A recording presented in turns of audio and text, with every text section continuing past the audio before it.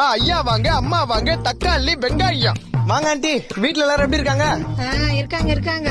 Aunty கொஞ்சம் கடுப்பா இருக்கிற மாதிரி பேசுத. புகுந்த வீட்டுல ஏதாவது தகராறோ பெருசு பண்ற வேண்டியதுதான்.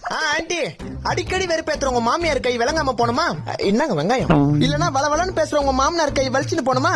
என்னங்க வெண்டைக்கா? அப்ப 5 கிலோ வெங்காயம் கொடுப்பா. இருங்க ஒரே முட்டை 5 கிலோ கேக்குறீங்க? அல்பாயுஸ்ல போயிட்டு போறாங்க மாமியாரு. அளவுக்கு மீறினால் அமுதமும் நஞ்சு. இந்த வாங்கிட்டு போங்க கொத்தாரக்கா பிஞ்சி.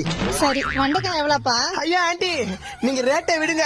இந்த வெண்டைக்காய் அப்படியே உங்க மண்டைக்குள்ள போச்சுன்னா உங்களுக்கு ஏழாம் அறிவு உண்டாக்கி எட்டி ஓதிக்கிற உங்க வீட்டுக்கார கட்டி போட்டு அடிக்கலாம். அப்ப இது 1/4 கிலோ கொடுப்பா. ஐயோ பாவம், கட்டின புருஷன் மேல எவ்வளவு காண்டா இருக்குது பாத்தியா?